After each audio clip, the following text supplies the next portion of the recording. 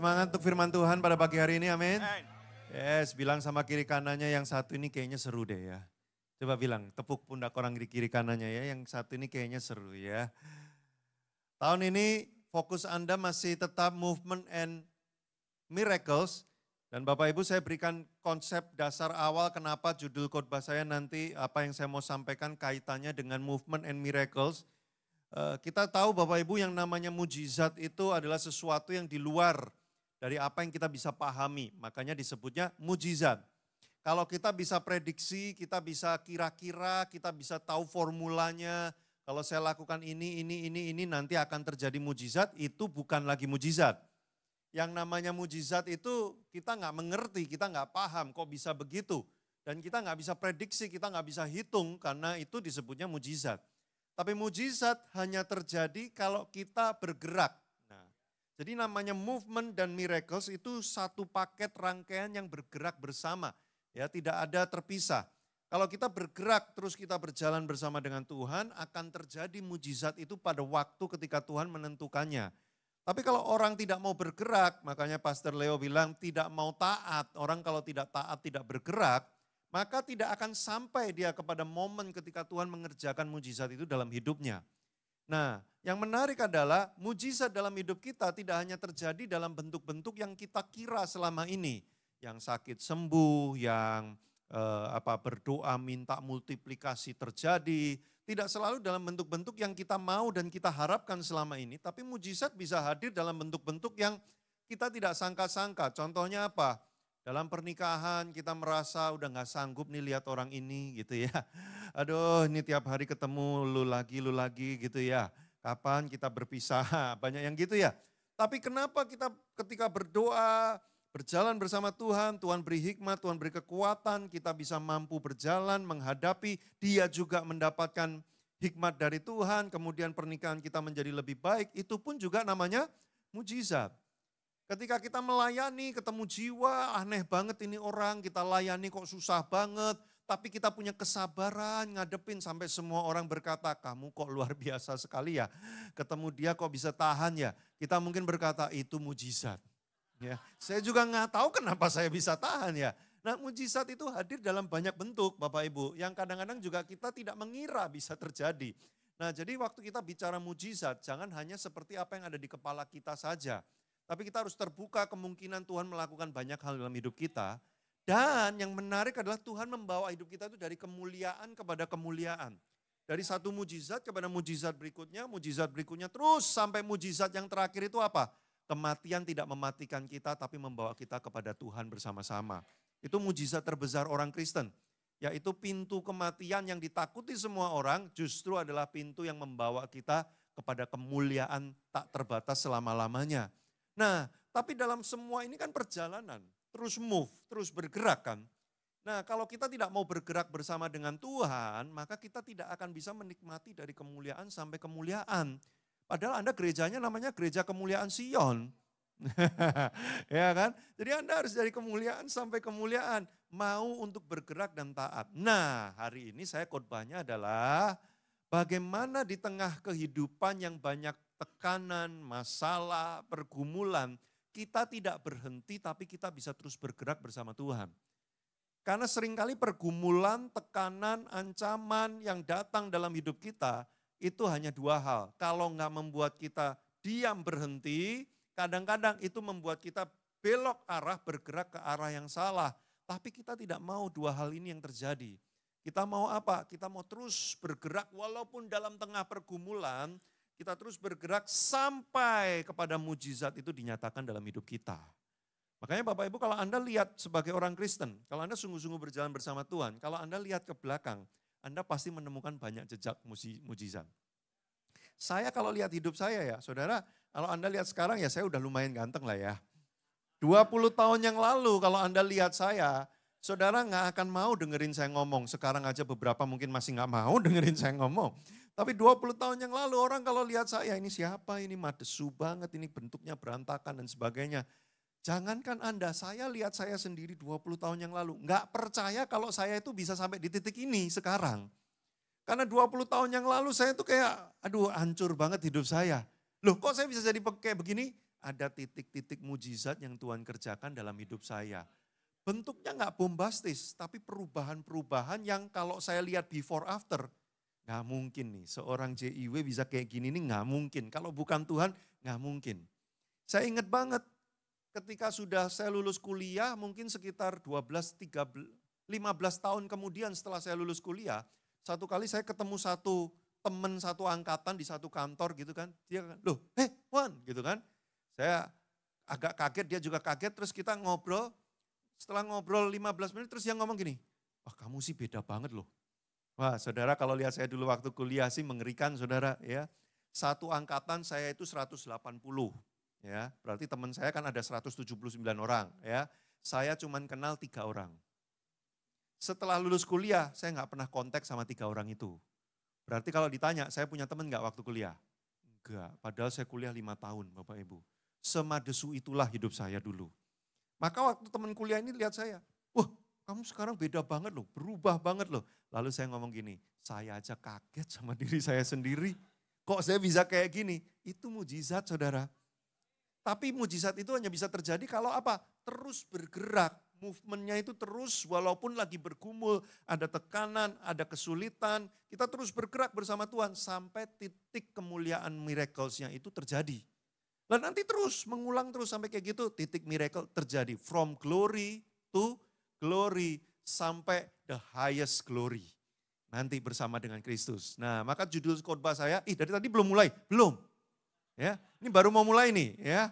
Judul khotbah saya hari ini adalah memenangkan pergumulan hidup. Asik, coba lihat wajah kiri kanannya. Ada yang bergumul gak wajahnya? Makin banyak kerutan kayaknya makin banyak pergumulan ya. Kalau ketawa-ketawa itu menyembunyikan pergumulan. Nah, bercanda ya. Memenangkan pergumulan kehidupan. Oke, kita akan belajar dari satu tokoh namanya Elia. Elia habis mengalami mujizat besar. Dia baru melakukan sebuah mujizat yang besar. Yaitu apa? Menurunkan api dari langit. Lalu membunuh ratusan Nabi Baal. Saudara bayangkan. Coba adakah di antara kita yang sudah pernah menurunkan api dari langit? Kalau ada saya mau temenan. Kalau nanti saya kesel sama orang, saya minta tolong turunkan api dari langit buat orang itu. Ya, gak ada orang yang pernah menurunkan api dari langit gitu kan. Tapi ini Elia dahsyat sekali loh mujizat yang dia lakukan ya, yang dia alami ya. Dia berdoa pada Tuhan, Tuhan kirim api dari langit, membakar persembahan, hebat sekali. Tapi setelah dia mengalami mujizat yang besar ini, nah kita baca ceritanya. Yuk. Silakan slide-nya dimunculkan. Ketika Ahab, nah ini saya kasih tahu sedikit ya, Ahab itu siapa? Ahab itu raja Israel pada waktu Elia melakukan mujizat itu ya. Ahab memberitahukan kepada Isabel, Isabel itu istrinya Ahab ya. Segala yang dilakukan Elia dan perihal Elia membunuh semua Nabi Baal itu dengan pedang. Maka Isabel menyuruh seorang suruhan, messenger, mengatakan kepada Elia, beginilah kiranya para Allah menghukum aku bahkan lebih lagi daripada waktu itu. Jika besok kira-kira pada waktu ini aku tidak membuat nyawamu sama seperti nyawa salah seorang dari mereka itu. Kurang lebih kalimat ancamannya gini, dalam waktu 24 jam aku akan melenyapkan nyawamu.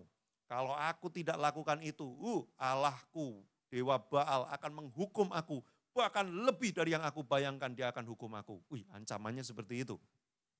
Maka takutlah Elia lalu bangkit dan pergi menyelamatkan nyawanya. Dan setelah sampai ke Beersheba yang termasuk wilayah Yehuda, ia meninggalkan bujangnya di sana. Bapak Ibu kita belajar histori sedikit ya, boleh ya. Jangan sampai Anda baca Alkitab tapi Anda nggak ngerti konteksnya. Kalau Anda nggak ngerti konteksnya, Anda nggak ngerti itu maksudnya apa nanti. Ya, kita belajar sedikit konteksnya, oke? Boleh slide-nya dimunculkan? Siapa Isabel? Bukan jemaat di sini. Nggak usah dilihat, ini mirip siapa ya? Kayak pernah lihat ya? Nggak ada, nggak mirip siapa-siapa ya. Nah, Isabel itu siapa? Dia putri dari Raja Sidon. Sidon itu sebenarnya negara kecil, nggak gede Sidon itu. Negara bagian dari sebuah wilayah yang besar, Sidon. Tapi perekonomian dan perdagangannya tuh maju, Sidon. Ya. Nah, Raja Sidon punya anak putri namanya Isabel. Ahab itu siapa? Ahab itu gini, Anda pernah dengar gak kerajaan Israel setelah Saul, siapa rajanya? Daud. Setelah Daud, siapa rajanya? Wah, kita ikut kids dulu nih kayaknya ya. Nah, Saul, Daud, Salomo. Setelah Salomo pecah jadi dua itu kerajaan Israel. Yang di utara namanya tetap kerajaan Israel, yang di selatan namanya kerajaan Yehuda. Nah jadi kalau Anda baca perjanjian lama, kitab Satu Raja-Raja, Tawarikh dan sebagainya, Anda jangan bingung ya. Ada kerajaan Israel, ada kerajaan Yehuda. Loh ini sama atau beda? Tadinya sama, tapi kemudian pecah jadi dua. Ada Israel, ada Yehuda. Nah Ahab ini rajanya yang di utara. Rajanya yang di Israel, di utara. Tapi Ahab ini raja yang lemah. Ya, kepemimpinannya lemah, determinasinya lemah, mau enaknya aja. Makanya waktu dia lihat Sidon, wah perekonomiannya bagus, perdagangan bagus. Udahlah aku temenan aja lah sama Sidon. Padahal Sidon itu penyembah Baal yang sangat garis keras. Rajanya Sidon sebelum dia jadi raja itu imam besarnya penyembahan kuil Baal. Akhirnya dia jadi raja. Anaknya namanya Isabel. Oke sampai di sini pusing gak? Kita Daud lawan Goliat aja ya supaya nggak pusing ya, ganti aja ya. Saya lihat wajah Anda kayak, kalau orang Jawa bilang tuh temenggengen. Temenggengen itu gitu saudara. Ya, saya khawatir Anda pulang dari sini lapar banget nanti ya. Nah tanggunglah ya, saya udah sepertiga ini ya. Udahlah kuat-kuatin aja ya sama saya ya Bapak Ibu ya. Nah ini historinya seperti itu. Ahab raja yang lemah. Dia lihat Sidon, wah ini bisa nolongin saya. Dia ngomong sama Raja Sidon, bantuinlah supaya Israel perekonomiannya kuat. Terjadilah persekutuan perkawinan politis. Isabel dikasih menjadi istrinya Ahab. Tapi Ahab raja yang lemah, pria yang lemah, suami yang lemah. Maka Isabel mengambil alih. Nah ini seperti lagu sekolah minggu. Mama berkuasa, bumi bersuka, bumi bersuka. Pernah dengar lagunya? Umatnya bersorak, 1, 2, 3, hey, mama berkuasa. Itu dia Bapak Ibu yang terjadi ya. Jadi akhirnya Isabel mengambil alih semuanya, nabi-nabinya di bait Allah dibantai sama Isabel semua, dibunuh semua, diganti penyembahan kepada Baal. Nabi-nabi Baal jumlahnya 400 orang didatangkan dari Sidon dan Israel berpindah dari Tuhan kepada Baal. Ahabnya ya Ahab aja. Ya ikut-ikut aja, udah nggak apa-apa. Makanya waktu Nabi Baalnya dibunuh semua, Ahab kan harusnya sebagai raja kalau dia punya pendirian, kalau dia memang cinta Baal, ya dia marah lah. Atau dia, wah ini kurang ajar nih Elia. Enggak, dia ngadu sama Isabel, datang ke Isabel. Bel, nabimu mati semua nih, gimana nih?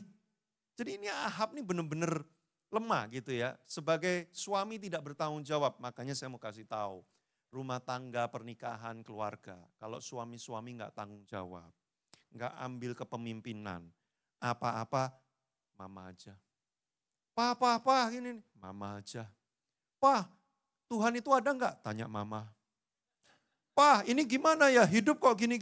Papa juga nggak ngerti. Papa sendiri bingung hidup kenapa kayak gini. Tanya mama. Apa-apa mama. Pa, Pak RT datang, panggil mama. Pak satpam lingkungan tanya ini, suruh mama. Makanya mama berkuasa, kan gitu saudara lagunya. Nah itu kalau rumah tangga kayak gitu, hancur berantakan tuh saudara. Ya, saya bukannya nggak izinin wanita itu berkontribusi dan sebagainya. Istri harus berkontribusi. Istri itu saya tadi pagi ada punya program saat teduh 8 hari bersama-sama gitu ya. Jam 6:30 sampai jam 7. Saya tadi mengatakan di kelompok saya begini. Wanita atau istri itu pilar dalam rumah tangga. Pria adalah kepala, tapi wanita itu adalah tiang pilar rumah tangga. Tiang iman rumah tangga. Kalau istri-istri dalam rumah tangga itu sudah goyah imannya dan enggak sungguh-sungguh di hadapan Tuhan, itu rumah lebih sulit dipertahankan. Jadi istri-istri kamu adalah pilar dan tiang untuk iman dalam rumahmu. Tapi pria-pria kamu adalah pemimpin di dalam rumahmu. Kamu adalah kepala di dalam rumahmu. Kalau kepalanya enggak berfungsi, cuman tiang doang, lah terus ngapain itu? Nah ini dia. Nah yang terjadi adalah Isabel mengambil alih penyembahan kepada Baal kuat. Dan Isabel itu sangat kejam sekali dan licik sekali Bapak Ibu Saudara. Ya. Jadi Ahab sama Isabel punya anak namanya Atalia. Masih tahan enggak sejarah sama saya? Sedikit aja ya supaya Anda tahu ya. Next time kalau baca Alkitab ada nama Atalia, Anda ngerti siapa dia. Atalia itu adalah putri dari Ahab dan Isabel. Hebatnya Isabel, dia bisa mendidik putrinya mirip seperti dia.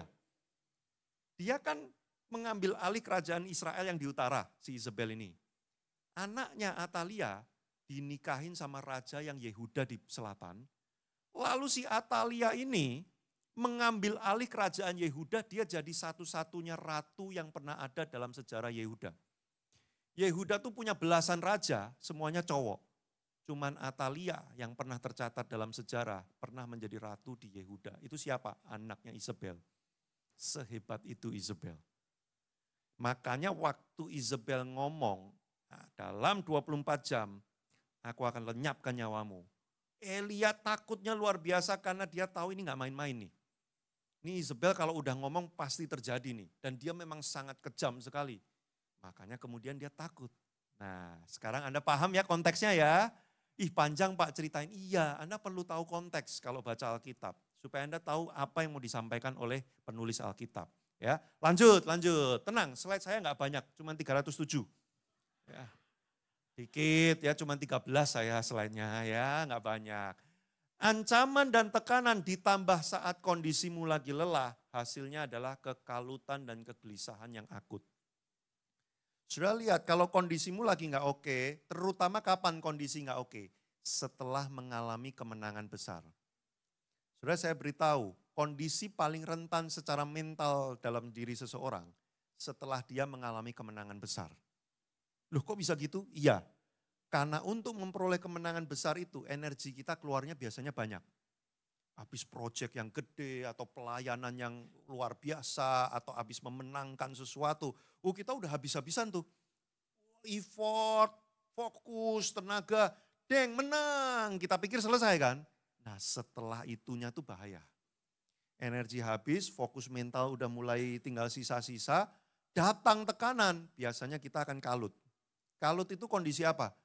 Aduh gimana nih, aku gak ngerti apa yang harus aku lakukan. Nah itu yang terjadi pada Elia. Dia baru ngalamin mujizat besar, tapi dia mendapat tekanan yang lebih besar lagi. Kalut dia, lalu apa yang terjadi? Nah kita baca, boleh next. Ya, tekanan dan ancaman kehidupan bisa membuat kita lupa Tuhan dan bereaksi spontan tanpa Tuhan. Tekanan datang tidak masalah, tapi yang jadi masalah adalah waktu tekanan datang, reaksi kita hanyalah reaksi spontan kita tanpa kejernihan bersama dengan Tuhan. Kita cuma bereaksi secara spontan, nah itu bahaya tuh. Karena seringkali itu reaksi dari kepanikan, ketakutan, dan kekhawatiran kita, kebimbangan, kecemasan kita. Nah, next slide. Akhirnya apa yang terjadi waktu Elia dalam keadaan kalut? Dia kabur dalam keadaan kalut dan gelisah. Tetapi Elia masuk ke padang gurun sehari perjalanan jauhnya. Lalu duduk di bawah sebuah pohon arar. Nah ini dia. Kemudian Elia ingin mati. Katanya, cukuplah itu sekarang ya Tuhan. Ambillah nyawaku.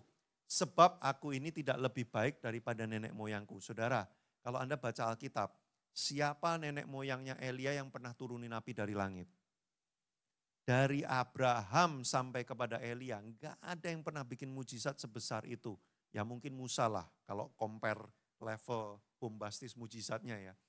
Tapi siapa? Yakub, Ishak, Abraham, dan lain-lain. Enggak sebombastis itu. Tapi kok sampai Elia bisa ngucapin, aku tidak lebih baik daripada nenek moyangku. Apa yang terjadi? Mari kita bedah ya. Coba saya butuh Anda agak goyang-goyang, orang di kiri kanannya agak kenceng dikit gitu ya. Agak kenceng, geter-geter gitu ya. Terus bilang gini, jangan tidur gitu ya. Saya melihat beberapa Anda masuk dalam keadaan semakin dalam dan semakin dalam loh. Ya, saya khawatir Roh Kudus menjumpai Anda loh ya. Belum pada waktunya gitu maksudnya. Oke, next ya. Nah saudara, pelajaran sejarah dikit masih kuat nggak? Masih Anda nggak kuat sih, tadi ibadah satu malah bilang, Pak cepet amat khotbahnya tambahin lagi gitu ibadah satu ya. Saya bilang jangan, nanti ibadah dua nggak ibadah kalau Anda nggak pulang-pulang gitu ya. Nah saudara lihat peta ini ya, paling atas kan Gunung Karmel, betul? Bawahnya ada tulisan Jezreel. Nah ini tempat istananya Ahab dan Isabel, tempat Elia membunuh nabi-nabi Baal tuh di Jezreel. Oke? Nah bawahnya Samaria, bawahnya Yerusalem itu sudah kerajaan Yehuda tuh. Ingat tadi Ahab kerajaan yang di utara, kerajaan Israel. Yerusalem itu ibu kotanya kerajaan Yehuda, udah beda kerajaan itu beda wilayah politik. Ya. Nah, bawahnya Yerusalem, Beersheba, itu tempat Elia tersesat di padang gurun tadi. Saudara lihat seberapa jauh pelariannya Elia, begitu paniknya Elia, lari sejauh-jauhnya 180 kilometer. Itu Jakarta Cirebon Bapak Ibu, tapi jalan kaki. Bayangkan, harusnya Elia cukup lari ke Yerusalem saja, itu Isabel udah gak berani kejar, orang itu udah kerajaan yang berbeda kok. Kalau Isabel sampai masuk ke Yerusalem, itu ngajak perang Yehuda itu namanya. Harusnya udah aman sampai Yerusalem. Tapi Elia tetap merasa tidak aman. Sampai dia ke Beersheba itu udah ujung garis batas Yehuda paling bawah. Dia lanjut dikit lagi, udah keluar dari Yehuda. Bayangin Bapak Ibu. Orang kalau dalam keadaan panik dan tertekan seringkali jadi berlebihan. Ya. Harusnya cukup segini, enggak, ini harus lebih lagi, ini harus lebih lagi. Ya. Dia selingkuh ini. Wah, mulai pasang GPS ke dalam handphonenya, mobilnya, sewa detektif, ya kan.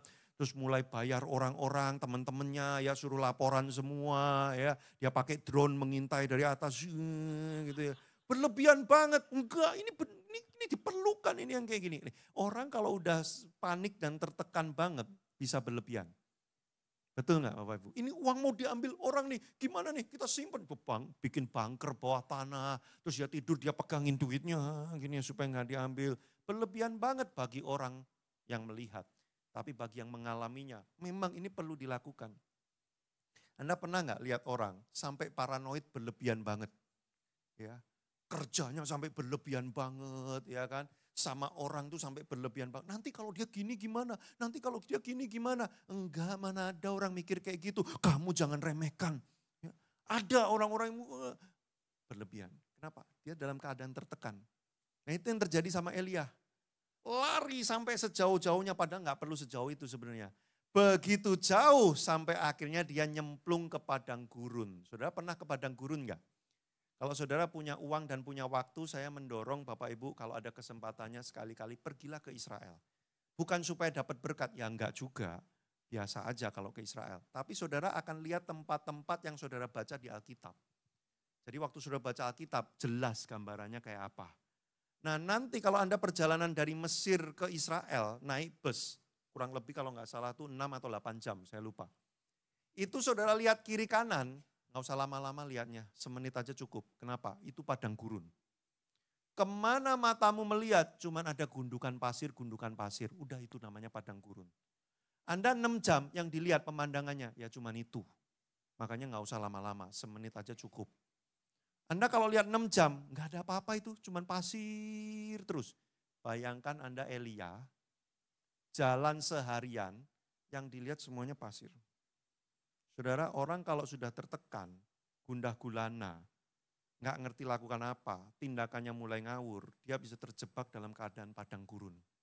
Semua yang dia lihat nggak ada jalan keluar, aku sendirian di tempat ini.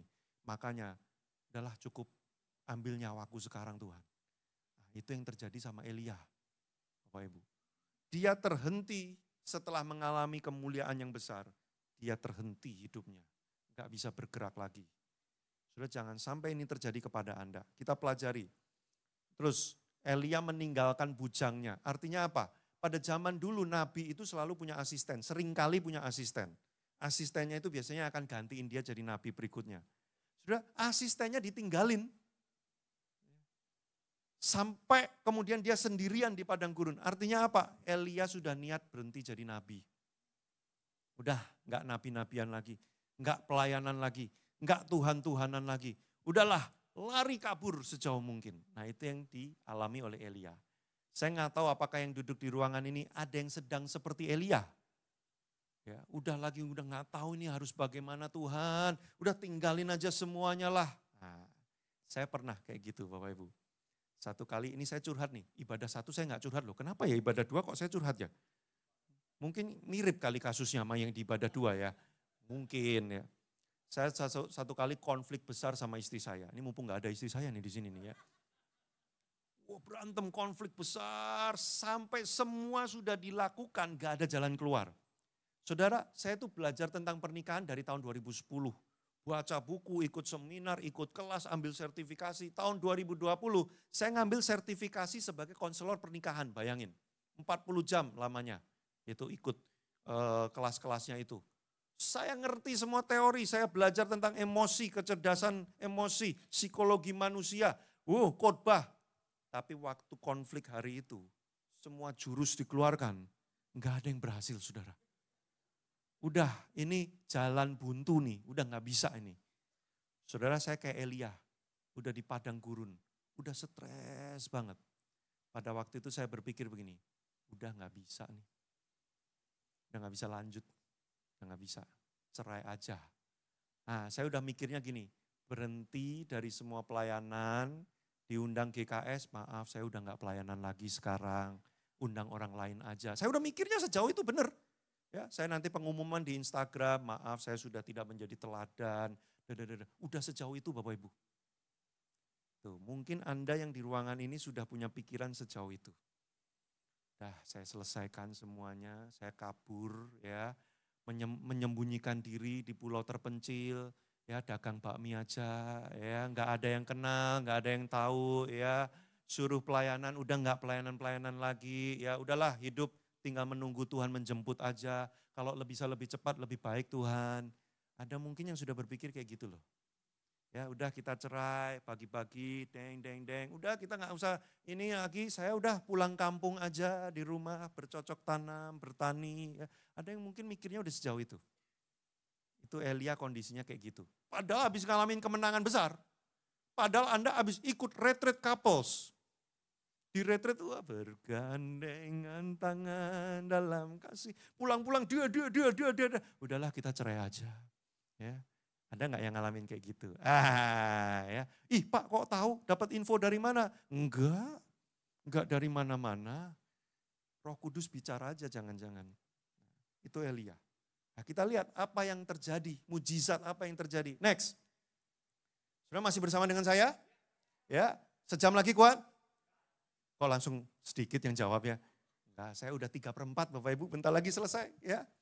Orang yang kalut karena tekanan yang besar, ujungnya menjadi frustrasi dan ciri-cirinya apa? Merasa diri tidak mampu dan gagal. Makanya kemudian Elia ngomong apa? Aku tidak lebih baik dari nenek moyangku. Itu ciri-ciri yang udah frustrasi. Saya waktu tadi cerita itu ya, udah putus asa ya, udah jalan buntu ya. Saya ngomong sama istri saya, memang saya gagal, saya nggak bisa, saya nggak mampu. Ya, saya udah belajar banyak, saya pikir pinter, rambut saya sampai habis, bacain banyak buku. Saya pikir saya pinter, ternyata enggak, saya nggak bisa. Udahlah kita udahan aja, saya nggak mampu. Wah ya, kadang-kadang kalau mau berhenti pelayanan gitu ya, datang ke pemimpin gitu ya, Kak saya mau berhenti. Kenapa kamu berhenti? Aku nggak mampu Kak, udahlah Kak. Ya aku WL semua tumbang Kak, udahlah jangan suruh aku WL lagi Kak. Cari orang lain saja. Aku tidak lebih baik dari nenek moyangku. Padahal dia mungkin bagus, dia mungkin luar biasa. Tapi memang lagi stres, lagi tertekan. Orang kalau lagi tertekan, nggak ada Tuhan dalam hidupnya. Dia lihat cuman dirinya sendiri, dia lihat kegagalan dirinya. Makanya dia makin frustrasi. Bangun bisnis, padahal sempat hebat.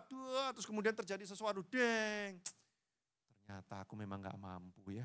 Bener kata papaku, jangan buka-buka bisnis, jadi pegawai negeri aja. Gitu kan. Udah gak usah buka-buka. Aduh bener ya kata papa saya ya. Saya menyesal, aduh maafkan saya. Nah itu sering terjadi Bapak Ibu. Ini Elia. Makanya akhirnya berhenti menyerah. Coba nextnya, berikutnya. Next slide. Di tengah tekanan semakin kita berusaha mengandalkan diri sendiri, akan semakin kalut dan putus asa. Next. Sesudah itu Elia berbaring. Nah ini mujizatnya nih terjadi nih Bapak Ibu ya. Kan tadi kan putus asa ya. Udahlah Tuhan akhiri saja nyawaku. Terus dia rebahan. Ya. Tidur di bawah pohon arar. Tiba-tiba seorang malaikat menyentuh dia serta berkata kepadanya, saudara, kalau Anda seperti Elia, udah menyerah, udah teler, udah lemes gitu ya. Malaikat datang, kita mungkin mikirnya gini ya, Malaikat berkata, bangkit Elia, aku akan memberi urapan kepadamu. Elianya semangat lagi, lalu pulang kembali menghadapi Isabel. Kan ceritanya pengennya gitu ya. Tapi ternyata ceritanya apa? Bangunlah, makanlah. Ketika Elia melihat sekitarnya, maka sebelah kepalanya ada roti bakar dan sebuah kendi berisi air. Lalu ia makan dan minum, kemudian berbaring pula, tidur lagi saudara. Lalu malaikat Tuhan datang kedua kalinya, menyentuh dia dan berkata, bangunlah, makan lagi saudara. Sebab kalau tidak perjalananmu nanti terlalu jauh bagimu. Apa sih mujizat yang terjadi di sini? Bapak Ibu seringkali kita berpikir mujizatnya yang bombastis. Tapi Tuhan seringkali bekerja dengan cara-cara yang kita tidak bisa mengerti. Waktu Anda sakit, Anda berpikir mujizatnya adalah ketemu dokter pinter, lalu dokternya kasih obat, kita langsung sembuh. Terus ada orang sumbang dana, kita nggak keluar duit sama sekali, sembuh, tidak keluar uang. Mujizat terjadi, haleluya, semua tepuk tangan. Kan gitu ya saudara ya. Tapi kadang-kadang cara Tuhan itu bisa di luar banget dari apa yang kita skenariokan. Kita pikir Elia akan diberi kekuatan, kuasa, mujizat, hebat dan sebagainya. Enggak, dia cuma disuruh makan, tidur, makan. Apa maksudnya? Next slide. Memenangkan pergumulan mental selalu harus dengan melibatkan unsur fisik dan spiritual. Saudara gini, kalau engkau sedang mengalami pergumulan mental, stres, depresi, sedang menghadapi tekanan dalam hidup, dua hal yang saudara tidak boleh lewatkan adalah urusi fisikmu dan urusi rohmu. Tetap makan secara teratur, tetap tidur secara teratur. Tapi coba lihat orang-orang yang stres, yang berantakan biasanya apa? Orang kalau lagi stres ada dua yang berantakan pertama kali. Yang berantakan apa? Makannya. Yang kedua yang berantakan apa? Tidurnya. Itu kesalahan terbesar. Makanya kalau Anda ke psikolog, Anda mau cerita panjang lebar, salah satu yang psikolog anjurkan apa? Keluar, jalan, ketemu orang, kalau perlu olahraga. Kenapa? Anda selalu diminta untuk beresin fisik. Karena fisik itu memberi kekuatan untuk Anda melakukan perjalanan spiritual yang jauh nanti. Nah, makanya kalau Anda ngalamin tekanan mental, salah satu yang Anda harus fokuskan adalah apakah Anda tetap merawat kondisi fisik Anda secara ini enggak, baik dan benar enggak. Kalau Anda enggak rawat, Anda akan kesulitan bergumul secara spiritual nanti. Nah, yang kedua bagian spiritual, kita lihat. Next. Maka bangunlah Elia lalu makan dan minum dan oleh kekuatan makanan itu ia berjalan 40 hari 40 malam lamanya sampai ke gunung Allah yaitu gunung Horeb. Saudara kalau dalam orang Yahudi atau kebudayaan Ibrani gitu ya, angka-angka itu kadang-kadang ada makna spesialnya, terutama angka 40 itu spesial. Tuhan Yesus berpuasa selama 40 hari. Bangsa Israel di padang gurun selama 40 tahun. Angka 40 itu artinya kalau menurut kebudayaan mereka itu adalah air yang menyucikan atau proses pembentukan 40. Jadi waktu Elia berjalan 40 hari 40 malam menuju gunung Allah, artinya Tuhan sedang memproses dan memurnikan dia. Waktu itu prosesnya selesai, sampailah dia di gunung Allah, dia mendapat kekuatan dan dia memperoleh kemenangan.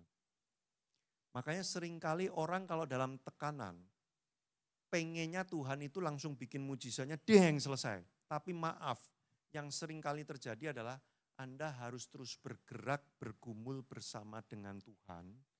Sampai waktu 40-nya itu, kita nggak exact berkata 40 hari ya, tapi maksudnya ada sebuah waktu sampai Tuhan memproses titiknya selesai, bang mujizat terjadi.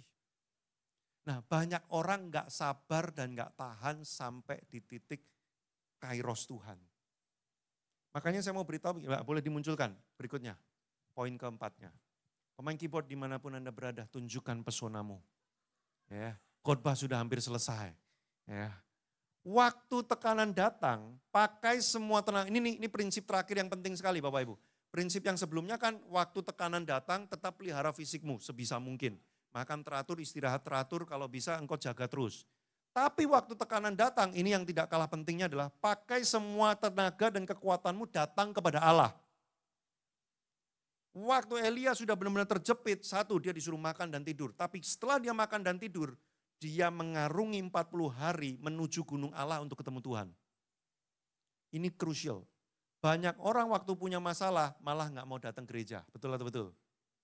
Banyak orang waktu punya masalah malah nggak mau datang home. Banyak orang waktu punya masalah dan tekanan nggak mau doa lagi, nggak mau baca Alkitab lagi.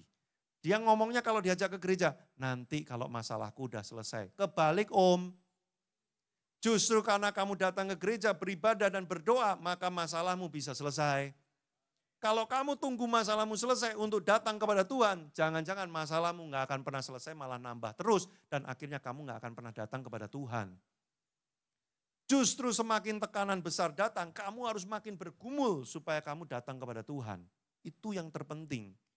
Makanya Bapak Ibu, ketika engkau dalam kondisi yang sulit, temanmu ngajak ke gereja, say yes. Tidak ada yang ngajak, ajak dirimu sendiri, paksa dirimu sendiri, tetap datang ke gereja. Semakin sulit keadaanmu, semakin engkau paksakan dirimu datang kepada Tuhan. Orang dunia mengajarkan kita gini, kalau dalam masalah, andalkan kekuatan dirimu sendiri. Percayalah pada dirimu sendiri.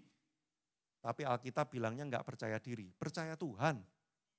Makanya kan ada ayatnya yang kemudian dibikin lagu. Percayalah kepada Tuhan dengan segenap hatimu dan jangan bersandar kepada pengertianmu sendiri. Kita kalau di dunia itu Bapak Ibu diajarkan gimana? Pak, saya lagi punya masalah, gini. Oke, lihat ke dalam dirimu sendiri. Kamu punya apa? Kekuatanmu apa? Kepintaranmu apa? Kemampuanmu apa? Pakai itu semua. Enggak salah sih. Tapi ada batasnya. Pada titik tertentu semua yang kau ketahui, kau mampu lakukan, tidak berhasil lagi. Sama kayak cerita saya tadi itu loh. Saudara, saya kurang belajar apa tentang pernikahan. Saya jadi konselor pernikahan, orang cuma cerita sama saya 30 menit aja. Saya langsung tahu masalahnya apa. Orang cerita ngalor ngidul, saya cuma 30 menit, udah tahu masalahmu ini. Yang harus dilakukan beresin ini. Loh kok saya berantem sama istri saya? Kok bisa gak beres? Di mana semua kepintaran, kemampuan, dan pengetahuan saya? Itulah manusia. Sudah punya bisnis hebat sekali, engkau pengalamanmu puluhan tahun, mimpin ribuan karyawan, ekspansi bisnis di mana-mana. Kelihatannya engkau raja bisnis, engkau hebat sekali. Engkau dipanggil seminar menjadi narasumber di mana-mana. Tapi satu titik keadaan hidupmu terjadi, semua kemampuanmu itu tampak sia-sia semua. Itu manusia. Jangan percaya diri, percaya Tuhan. Kenapa? Waktu engkau percaya pada dirimu sendiri, engkau menjumpai dirimu tidak sanggup lagi, engkau akan seperti Elia. Aku tidak lebih baik dari semua orang yang ada di sini. Aku gagal, udah sudahi sekarang saja. Tapi kalau engkau lihat kepada Tuhan, Tuhan bilang belum selesai. Jalan lagi aku menjumpai engkau di Gunung Horeb. Sayang kita gak punya waktu. Kalau sudah baca perikop sebelumnya, sudah akan lihat Tuhan menyediakan banyak mujizat buat Elia. Setelah itu terjadi banyak mujizat buat Elia. Belum selesai. Tuhan belum selesai. Hanya karena Anda pengen selesai bukan berarti Tuhan selesai. Saudara nonton drama Korea 16 episode. Baru 5 episode saudara bilang gini, udah ah. Tapi kenyataannya dramanya kan belum selesai. Anda yang nyelesain sendiri kan? Benar kan? Kadang-kadang dalam hidup kita kayak gitu. Selama Tuhan bilang belum selesai, artinya Anda belum dipanggil kembali kepada Dia. Ceritamu belum benar-benar selesai. Jadi kadang-kadang yang kita lihat ini bukan kenyataan. Yang kita lihat ini adalah ilusi mental kita yang sedang kalut saja. Makin kau andalkan dirimu sendiri, kau makin terjebak dalam padang gurun ilusi itu. Tapi waktu engkau bergumul mencari Tuhan, 40 hari 40 malam, dengan pelihara fisik sebisa mungkin kau pakai tenaga itu untuk cari Tuhan. Pakai uangmu untuk cari Tuhan, pakai teman-temanmu, circlemu untuk cari Tuhan. Pada titik tertentu, Tuhan akan bawa engkau berjumpa dengan Dia, Dia berimu kekuatan, engkau melangkah lagi, ternyata mujizatnya masih ada di sana. Tidak kemana-mana, menanti engkau di ujung sana. Pertanyaannya apakah engkau masih move until the miracles happen. Banyak orang berhenti di tengah jalan, tapi bukan Anda orangnya. Terakhir. Slide terakhir, yes. Kemenanganmu bukan karena ancamannya hilang, namun karena Tuhan memberi kekuatan. Banyak orang Kristen berpikir menangnya itu kapan? Tuhan angkat semua masalah, bebas, menang. Bukan. Kemenanganmu bukan waktu masalahnya selesai atau tidak ada. Kemenanganmu adalah waktu engkau diberi kekuatan oleh Tuhan. Suamimu, istrimu ya masih tetap begitu. Dia mungkin gak berubah. Tapi engkau memperoleh kekuatan lebih untuk bisa menghadapi dia. Masalah bisnismu ya masih itu. Pulang dari kebaktian, ya masih ngadepin. Ada utang yang harus dibayar, karyawan yang harus digaji, omset yang masih turun. Anda akan berhadapan dengan itu. Cuman bedanya waktu engkau berjumpa dengan Tuhan, Tuhan beri engkau kekuatan. Bukan masalahnya yang bertambah lemah, kamunya yang bertambah kuat. Bukan karena kekuatanmu, karena Tuhan memberimu kekuatan. Kenapa kok Tuhan memberimu kekuatan? Engkau sudah berjumpa dengan Dia. Kenapa engkau bisa berjumpa dengan Dia? Engkau bergumul 40 hari, 40 malam menuju gunung Allah. Tak peduli tekanan yang sedang terjadi, aku mau ketemu Tuhan, Pak. Spirit itu yang kita butuhkan di tengah dunia yang makin susah ini. Saudara, kalau engkau lihat dunia ini tidak makin mudah loh. Dunia makin sulit loh.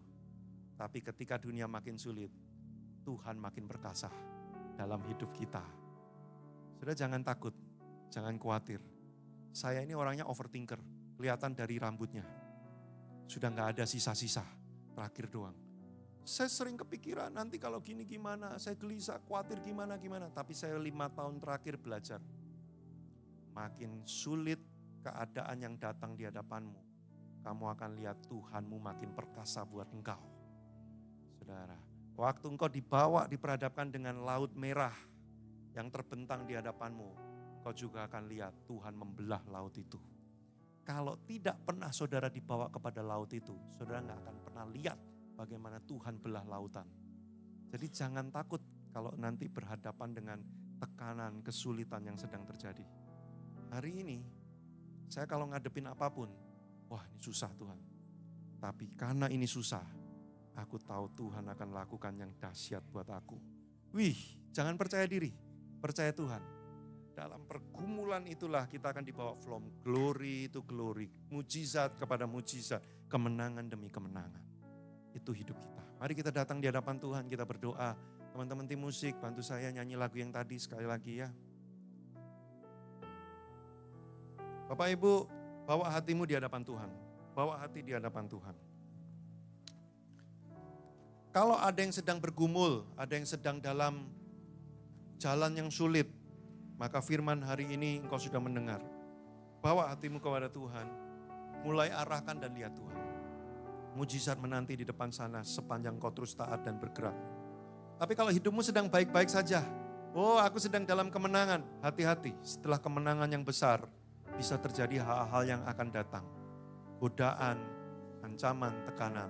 Tapi jangan khawatir. Karena itu pun bersama dengan Tuhan engkau akan menghadapi dan menang. Mari bawa hatimu di hadapan Tuhan sementara tim musik menyanyikan lagu berikut ini. Yes. Bagi Tuhan tak ada yang mustahil. Dengan iman. Bagi Tuhan dengan memandang Dia. tak ada yang tak mungkin. Dengan percaya. Mujizatnya Oh, disediakan menantimu, bagiku. menantimu. Ku diangkat Yes. dan dipulihkan. Sekali lagi, come on, angkat hati, katakan sekali lagi, bagi Tuhan. Oh ya. Tak ada yang mustahil. Bagi Tuhan tak ada yang tak mungkin. Mari pandang ke depan. Mujizatnya disediakan bagiku. Oh, menanti tersedia. Ku diangkat Sekali lagi, mari tambahkan iman, angkat hatimu, katakan bagi Tuhan. tak ada yang mustahil. Bagi Tuhan tak ada yang tak mungkin. Katakan mujizatnya. Mujizatnya disediakan bagiku. Ku diangkat dan dipulihkannya. Secara khusus saya mendapat impresi di hati saya. Kalau ada di antara Bapak Ibu pada siang hari ini, engkau merasa sudah putus asa dengan pernikahanmu. Mungkin orang yang lihat dari luar kelihatannya ya kalian masih baik-baik. Masih bersama, datang ke gereja berdua. Orang mungkin gak tahu, tapi di rumah, di kamarmu, kalian berdua sama-sama tahu ini kondisi sudah jalan buntu. Kami hanya menjalani karena kami tidak mau anak kami melihat perpisahan. Atau mungkin kami menjalani karena kami tidak mau bercerai sebagai orang Kristen. Atau kami menjalani karena ya sudah terlanjur jauh dan panjang. Ya udahlah, ditahanin, dijalanin aja. Tapi engkau tahu dalam hatimu ini sudah jalan buntu. Tapi hari ini Tuhan bilang belum selesai. Sekalipun engkau cuma lihat padang gurun gak ada apa-apa semuanya. Tapi belum selesai. Hari ini saya mendorong datang di hadapan Tuhan. Mulai hari ini Bapak Ibu Saudara, bawa pernikahanmu dalam doa di hadapan Tuhan. 40 hari 40 malam berjalanlah dalam doa, dalam pergumulanmu dengan Tuhan, meminta berjumpa dengan Allah dan Dia melakukan mujizat buat pernikahanmu. Beberapa pasangan di tempat ini atau beberapa individu yang pasangannya tidak ikut hari ini, saya dapat impresi waktu engkau mendengar firman ini buat engkau, terutama buat pernikahanmu. Saya beri waktu beberapa detik. Kalau engkau orangnya secara pribadi, berdoalah di hadapan Tuhan. Saya beri waktu, berdoa, bergumul, taruh di hadapan Dia. Bangkitkan iman pengharapanmu lagi. Jangan putus asa. Jangan berkata ini sudah selesai. Jangan berkata aku menyerah Tuhan. Sudahi saja semua ini. Belum, Tuhan akan melakukan sesuatu yang kamu tidak sangka-sangka. Bawa dalam doa, bawa dalam doa. Oh Tuhan, aku mengurapi doa-doa yang sedang dinaikkan saat ini dengan kesungguhan hati. Engkau mendengar pergumulan ini Tuhan. Dan Engkau tidak tinggal diam. Engkau sedang bekerja di tempat-tempat yang kami tidak bisa lihat. Kepada hati pasangan kami, kepada hati kami juga. Tuhan, Engkau bekerja dalam nama Yesus, bergerak. Engkau melakukan kuasa mujizat-Mu yang kami tidak bisa pahami. Bekerjalah Tuhan, memulihkan pasangan-pasangan, hubungan-hubungan yang ada. Oh Tuhan, dalam nama Yesus, Engkau bekerja di tengah-tengah kami. Bergerak, bergerak, bergerak. Bicara sesuatu, kuatkan kami kembali. Bangkitkan iman kami kembali. Pengharapan dinyalakan kembali. Oh dalam nama Yesus, dalam nama Yesus, dalam nama Yesus. Yang kedua saya mendapatkan buat orang tua yang sudah putus asa dengan anaknya. Anakmu sulit dibawa kepada Tuhan.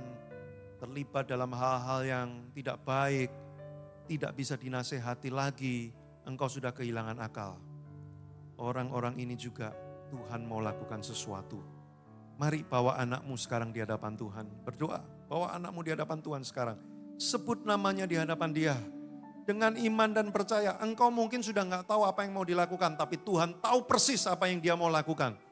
Jangan berhenti, jangan menyerah, berdoa buat anakmu. 40 hari 40 malam, bawa anakmu dalam pergumulanmu dengan Tuhan. Oh Tuhan, aku berdoa untuk anak-anak yang disebut namanya oleh para orang tua mereka di ruangan ini. Roh Kudus bekerja dengan cara yang kami tidak tahu. Roh Kudus bekerja pada hari ini.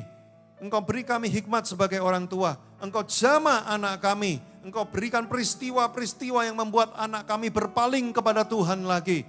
Tolong keluarga-keluarga ini Tuhan. Dalam nama Yesus, dalam nama Yesus, dalam nama Yesus. Terima kasih Tuhan. Firman-Mu sudah dinyatakan. Kami mempercayai, kami menerimanya, dan kami mau memegangnya dalam hati kami. Menyimpan perkataan-Mu dalam hati kami. Karena kami tahu ini sungguh benar dan pasti terjadi dalam hidup kami. Terima kasih untuk firman-Mu pada siang hari ini. Kami mengucap syukur, kami berdoa dalam nama Tuhan Yesus. Haleluya. Sama-sama kita katakan, amin. Silakan duduk Bapak Ibu Saudara.